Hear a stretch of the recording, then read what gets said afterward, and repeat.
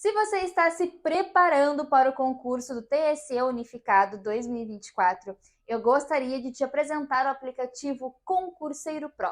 O aplicativo possui 5 simulados completos e mais de 1.600 questões comentadas que você pode dividir por disciplinas para os cargos técnico e analista jurídico. Todas as questões são comentadas e baseadas na banca CESP, que estará realizando o concurso. Então, se você quer melhorar sua capacidade de resolver questões e ver como está seu desempenho, acesse agora o aplicativo Concurseiro Pro. Olá, pessoal, tudo bem? A partir de agora, você, aqui nós estamos no Desvendando Questões Sebrasp de Direito Eleitoral para o concurso da Justiça Eleitoral, concurso unificado da Justiça Eleitoral. Você, ao longo deste encontro, mais uma vez analisaremos questões Sebrasp aplicadas em concursos anteriores sobre o direito eleitoral. Mais uma vez, teremos uma série de assuntos para tratarmos ao longo desta noite, mas dentre eles está a Justiça Eleitoral. Vamos fazer algumas questões Sebrasp sobre a organização, sobre as competências da Justiça Eleitoral. Vamos às nossas questões de hoje. A próxima questão diz assim, e eu já disse e vou repetir para você, pelo amor de Deus, leia, releia, leia de novo o artigo 11A da Lei 9.096. O artigo 11A foi inserido em 2021 pela Lei 14.208 e criou uma figura chamada federação partidária. Hoje, no Brasil, nós temos 3 espécies de agremiações partidárias. Nós temos os partidos políticos, temos as coligações, temos as federações. Coligação é uma união de partidos políticos especificamente para disputar as eleições e a federação partidária é uma união de partidos. É uma união temporária, mas que não é voltada exclusivamente para a eleição, não. Ela vai existir por um período de pelo menos 4 anos. Há uma previsão no artigo 11A, parágrafo 3º da Lei dos Partidos Políticos, que diz que, criada uma federação, ela existirá por pelo menos 4 anos. E diante disso, a alternativa correta, a Débora, o Anderson arrebentou. A nossa alternativa correta, a alternativa D, Carolina também.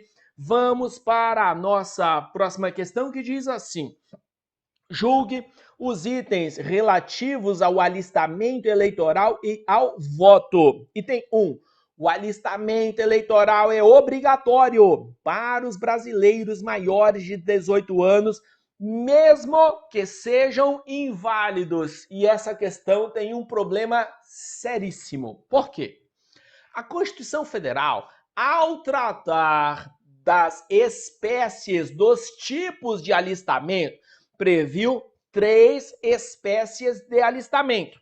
Nós temos o alistamento obrigatório, alistamento facultativo, alistamento vedado. Quanto ao alistamento obrigatório, diz a Constituição que será obrigatório para os brasileiros maiores de 18 anos. Se o examinador afirmar para você, veja, eu vou fazer uma afirmativa, eu quero que você coloque ali para mim no chat se ela está certa ou errado. Olha assim, veja a assertiva. No Brasil, de acordo com a Constituição Federal, o alistamento eleitoral e o voto são obrigatórios para os brasileiros maiores de 18 anos. Ponto. Essa afirmativa está verdadeira ou está falsa? Vou repetir. O alistamento eleitoral é obrigatório para os brasileiros maiores de 18 anos. Ponto. Certo? Errado? Vamos ver. Ali, ninguém disse ainda, já disse para você que na nossa aula não tem direito de Sandy Júnior. Aqui você tem que falar qual é o certinho. É hora de você errar. Professor, o que é o direito de ser de júnior? Vamos pular, vamos. Não, isso é lá na questão na prova de certo e errado do Sebrasp. Aqui é hora da gente errar. E aí disseram para mim, a Adriele falou certo, Edvanderson falou certo, André falou certo. É isso aí mesmo, gente. Se o examinador fizer a afirmação que o alistamento eleitoral e o voto são obrigatórios para os brasileiros maiores de 18, é exatamente isso. Mentira, professor! Não é não. Tem que ter mais de 18, menos de 70, desde que alfabetizado. É verdade. É verdade que para que o alistamento e o voto sejam realmente obrigatórios, eu tenho que ter um brasileiro, mais de 18, menos de 70, alfabetizado. Mas a literalidade do texto constitucional é obrigatório para brasileiro maior de 18. Se o examinador fizer essa afirmação, você vai falar que é verdade. Segundo tipo de alistamento, facultativo. O alistamento e o voto são facultativos para os maiores de 16, menores de 18, para os analfabetos e para os maiores de 70 anos de idade, não é para idoso, é para maiores de 70 anos de idade. Dentro do Código Eleitoral, houve uma previsão lá no artigo 6º dizendo o alistamento não é obrigatório para os inválidos. Essa expressão sequer é utilizada. Hoje, nós mencionamos e referimos às pessoas com deficiência. Nem se chama mais inválido. Mas o Código Eleitoral diz que não é obrigatório para os inválidos. Aí a banca examinadora pegou essa expressão lá do Código Eleitoral e inseriu na nossa questão e teve ela como sendo correta.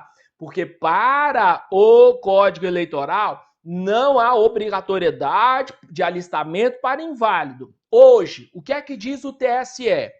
Para o TSE, as hipóteses de alistamento facultativo são maior de 16, menor de 18, analfabeto, maior de 70. Entretanto, para as pessoas com deficiência, cujo exercício das obrigações eleitorais seja excessivamente oneroso, alguém tem uma deficiência e em razão dessa deficiência há uma impossibilidade ou uma excessiva onerosidade para exercer as obrigações eleitorais, diz o TSE na resolução 23659 que não haverá a imposição de multa se não houver alistamento e voto por essa pessoa.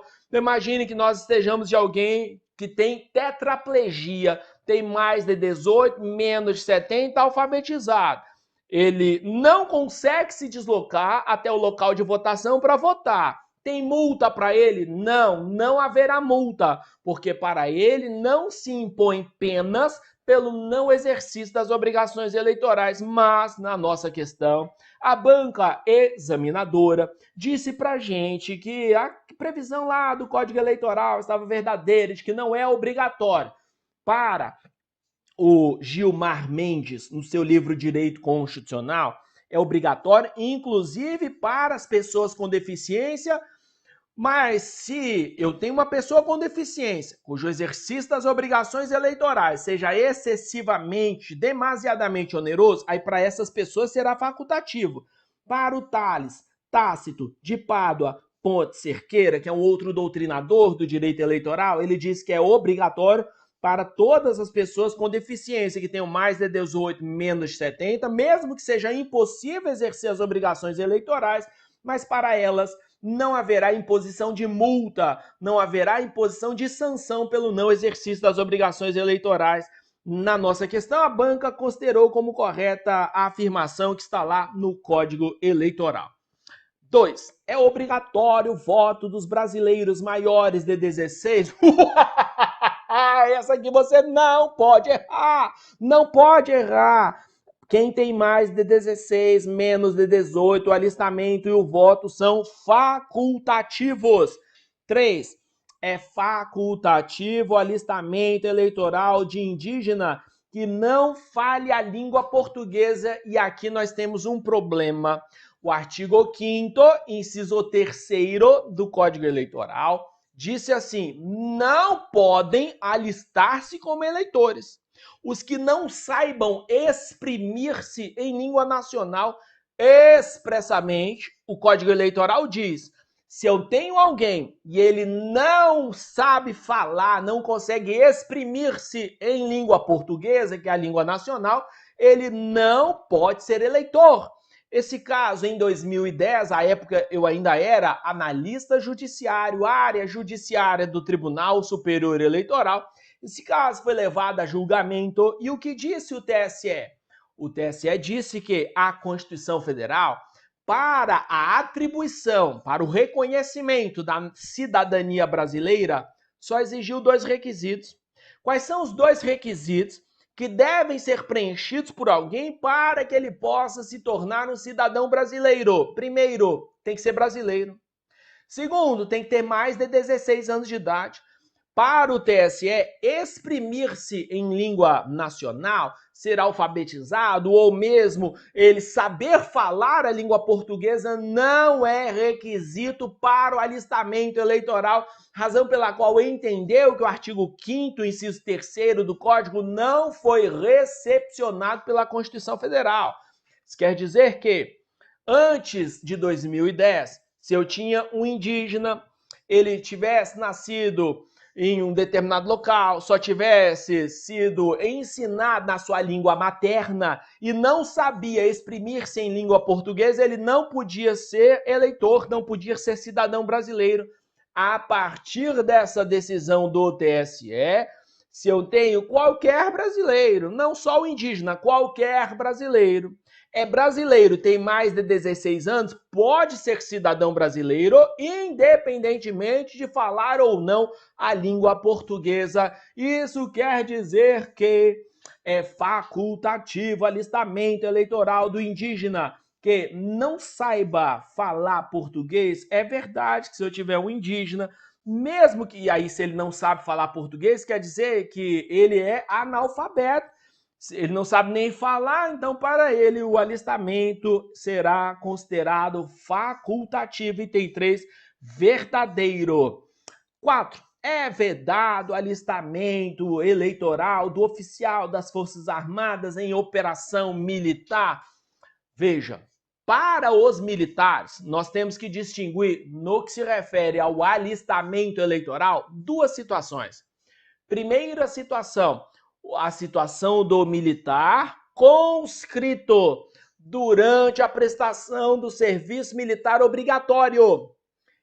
Segunda situação, o resto, os demais militares, para o conscrito durante o período do serviço militar obrigatório, para esse militar, o alistamento é vedado, ele não pode se tornar eleitor, é vedado o alistamento. Para os demais militares, não importa a patente, não importa a força. Para os demais militares, o alistamento e o voto é possível, sendo obrigatório se tiverem mais de 18, menos de 70, se forem alfabetizados. Não é uma mentira. Alguém é oficial do Exército, por isso não. Errado. Não tem nenhuma limitação para a aquisição da cidadania pelos oficiais das Forças Armadas, nem pelos praças. O único que sofre limitação é o conscrito durante a prestação de serviço militar obrigatório. E aí vem a nossa... E, Caio, eu já te respondo sobre a CNH. Só um pouquinho eu já te respondo. O item 4 falou assim, é vedado alistamento. Mentira, não tem proibição para alistamento de oficial. 5. O alistamento eleitoral do analfabeto torna obrigatório o seu voto. Olha o que diz a Constituição. A Constituição diz assim, artigo 14, parágrafo 1º, inciso 2º. O alistamento eleitoral e o voto são facultativos para os maiores de 16, menores de 18, para os analfabetos, para os maiores de 70 anos. Então, eu estou diante de uma situação de facultatividade do alistamento e também do voto. Se eu tenho um analfabeto alistado como eleitor, O fato dele ser alistado não torna obrigatório o seu voto, porque a Constituição diz que é facultativo o alistamento e o voto. Logo, essa afirmação está falsa. Não é porque um analfabeto é alistado que o voto é obrigatório, não. É o alistamento e o voto são facultativos. Alternativa falsa. Nessa questão, nós tivemos o item 3, está verdadeiro. 1, vamos lá, o alistamento. Pessoal, nessa questão, e aí já fazendo a correção para você, nessa questão, eu te falei, a banca examinadora considerou o inválido como falso, o item 1 está falso, corrija aí o que eu falei para você. A nossa alternativa correta, alternativa A. E aqui o Caio perguntou o seguinte, professor, se eu tenho um analfabeto, tem CNH, para ele, o alistamento, para ele é considerado alfabetizado? Se eu tenho alguém com CNH, ele será considerado alfabetizado ou analfabeto? Vamos lá, Caio. Essa questão só é importante para fins do exercício do direito à elegibilidade. A discussão do analfabetismo impacta apenas quando da tentativa de alguém se candidatar. E lá no registro de candidatura, quais são os instrumentos utilizados pela Justiça Eleitoral para aferir se alguém é ou não alfabetizado. Porque se eu estou diante de um analfabeto, é inelegível. Se eu estou diante de um alfabetizado, ele pode participar das eleições. E segundo a jurisprudência do TSE, considera-se alfabetizado, primeiro, quem tem um certificado ou um diploma escolar. Segundo, quem consegue fazer uma declaração de próprio punho, dizendo que sabe ler e escrever na presença do servidor da Justiça Eleitoral. Terceiro, quem se submete a um teste de alfabetização. É possível fazer uma provinha de alfabetização. O juiz eleitoral pode aplicar um teste, um ditado, chama o candidato, dita, fala, escreve assim, eu fulano de tal. O juiz pode fazer um ditado. Se o candidato conseguir transcrever o que o juiz falou, é alfabetizado. Não conseguiu, analfabeto. Agora, quanto ao teste de alfabetização, isso a própria banca Sebrasp já cobrou anteriormente, quando era CESP. A banca disse assim, é possível teste coletivo de alfabetização. Não, é vedado, não se admite teste de alfabetização. É possível, o teste coletivo, eu posso ter o teste individual e reservado de alfabetização para aferir a alfabetização ou o analfabetismo de alguém. Quarto, qual é o outro instrumento? Esse outro instrumento de aferição da alfabetização está na súmula 55 do TSE.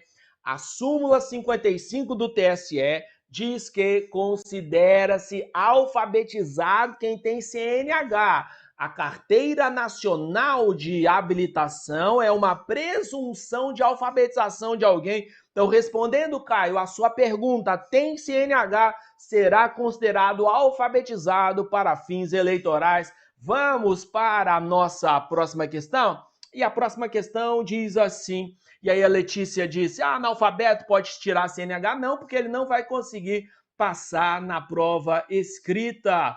Aí vem a próxima questão disse assim, em 2021 foi incluído o Instituto da Federação Partidária na Lei dos Partidos Políticos e na Lei das Eleições, o que possibilita a atuação conjunta das legendas e, de novo, o tema federação partidária. Eu disse para você, o tema federação partidária tem ganhado muito destaque das bancas examinadoras ao longo dos meses. Ao longo dos anos de 2022, 2023, nós tivemos muitas questões sobre federação partidária e isso vai exigir de você uma atenção no artigo 11A da Lei 9.096. Vejamos o que diz a nossa questão. E a questão disse assim, a esse respeito, assinale a alternativa correta. O registro da federação partidária deve-se dar no Tribunal Regional Eleitoral de cada estado? Não. A Lei 11A permitiu que partidos políticos registrados no TSE podem se unir. Feita essa união em federação partidária, Se os órgãos de direção nacional de um partido político deliberarem pela formação de uma federação, a federação é levada a registro no Tribunal Superior Eleitoral. Não tem registro de federação nos TRS. A federação é registrada no Tribunal Superior Eleitoral. Isso quer dizer que a nossa alternativa A está falsa. B. A federação partidária pode ser integrada por partidos com registro definitivo no TSE e por partidos políticos com registro protocolados no tribunal. Quando há o início da formação de um partido político, nós temos um procedimento dividido em 3 fases.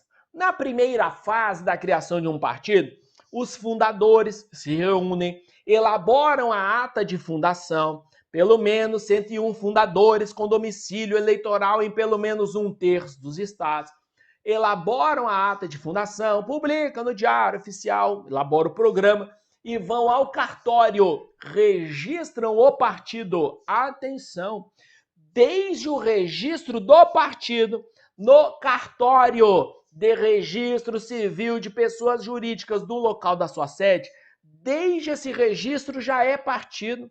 Partido político não depende de registro no TSE para existir.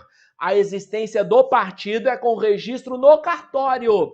Registrou no cartório, o partido político vai buscar o que a gente chama de apoiamento mínimo de eleitores. Vai buscar assinaturas de eleitores que correspondam a pelo menos 0,5% do número de votos válidos dados na última eleição para a Câmara dos Deputados. Então vai buscar o apoiamento mínimo. Hoje, mais ou menos ali, um pouco mais de 600 mil assinaturas. Conseguiu as assinaturas de acordo com os requisitos do artigo 7º, parágrafo 1º, o partido apresenta um registro, um pedido de registro, primeiro nos TRS, mas depois lá no Tribunal Superior Eleitoral. A partir do pedido de registro no TSE, o partido já pode ir para a eleição? Não. Pode receber dinheiro do fundo partidário? Não. Não pode. Partido político só exerce os direitos partidários de participar das eleições, propaganda gratuita no rádio e televisão, pegar o dinheiro do fundo partidário só depois do registro no TSE. Não é a partir da protocolização do pedido, não. É a partir do registro no Tribunal Superior Eleitoral. E para que um partido político esteja apto a participar de uma federação, o partido deve ter registro definitivo no TSE. Não é ter registro protocolado. Não é ter pedido registro, não. É estar com registro definitivo no Tribunal Superior Eleitoral. Isso quer dizer que essa parte final tornou a nossa alternativa errada. Alternativa, e aí, Rafa, tá assim sendo transmitido no canal do YouTube do GRAM. Alternativa C diz assim: os partidos integrantes da federação partidária deverão permanecer a ela afiliados por, no mínimo, 2 anos. Já tratamos desse assunto e eu e você vimos que partido integrante de federação deve permanecer filiado à federação por pelo menos 4 anos. Alternativa D. A federação partidária terá abrangência estadual e do Distrito Federal, podendo ter abrangência nacional mediante aprovação da maioria absoluta dos votos em convenção nacional de cada um dos partidos. Errado. Toda federação tem caráter nacional, até porque a decisão sobre a formação de federações é tomada pelo Diretório Nacional. Os diretórios nacionais dos partidos decidem formar federação e, formada a federação, essa federação de partidos tem abrangência nacional, não é estadual e não é distrital. Essa alternativa está errada. Chegamos então ao que a Jamile disse pra gente, que a nossa alternativa correta é a alternativa E, que diz: aplicam-se à federação partidária todas as normas que regem o funcionamento parlamentar e a fidelidade partidária. Essa alternativa correta, Aliás, a Letícia disse assim, já vi questão, olha o que a Letícia disse pra gente, já vi questão dizendo que CNH não comprovava que a pessoa era alfabetizada. Letícia, se for em questões de direito eleitoral, sobre esse tema tem uma súmula do TSE, é a súmula 55. Não me recordo de, no direito eleitoral, em questões de direito eleitoral, eu ter me deparado com uma questão que não considerou essa jurisprudência simulada do TSE. Então, para o TSE, a CNH presume ou gera presunção de alfabetização, sendo inclusive, isso eu conheço, não por causa também das questões, mas por causa da minha atuação nas eleições como promotor eleitoral, muitos candidatos não têm comprovante de escolaridade, diploma, certificado. E o que eles juntam para comprovar a alfabetização? A CNH, e a CNH gera a presunção de alfabetização para o TSE. Então, nas questões de direito eleitoral, sugiro você adotar a posição do TSE, posição contida na súmula número 55. E, pessoal, infelizmente, deixa eu só ver a nossa próxima questão para saber se não é muito complexa.